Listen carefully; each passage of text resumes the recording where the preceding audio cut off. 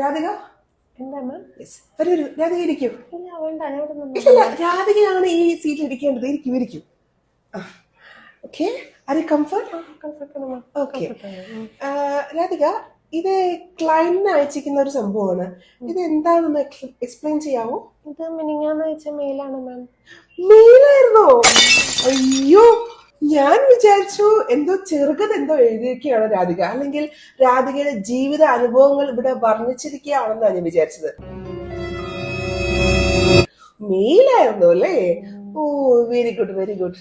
അത് അന്നേരം റഷില് അങ്ങനെ ആയിപ്പോയതാണ്. ഓ, റഷില്. ഓ, ഇങ്ങനെ കമ്പനിയിലെ സ്റ്റാഫ് എല്ലാവരും ഇങ്ങനെ റഷിലാണ് ചെയ്യുന്നുണ്ടെങ്കിൽ കമ്പനി താമസിയാണ്ട് അടച്ചു പൂട്ടേണ്ടി വരും. എന്ത് ചെയ്യാ? ഇപ്പൊ തന്നെ റെഡിയാക്കിട്ടോ. എന്തെങ്കിലും ബുദ്ധിമുട്ടുണ്ടോ? ഇല്ല ഇല്ല, ഇപ്പൊ തന്നെ റെഡിയാക്കിട്ടോ.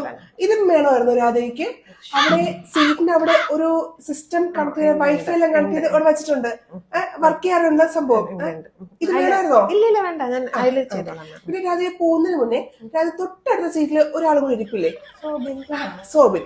സോബിൻ ഇതുപോലെ നല്ലൊരു വണ്ടർഫുൾ ആയിട്ടൊരു വർക്ക് ചെയ്ത് വെച്ചിട്ടുണ്ട്. എനിക്ക് ആളെയും കൂടെ ഒന്ന് അപ്രീഷിയേറ്റ് ചെയ്യണം. ഒന്ന് വിളിക്കാമോ? ഇപ്പൊ തന്നെ പറഞ്ഞോളാം. Thank you. അയ്യോ.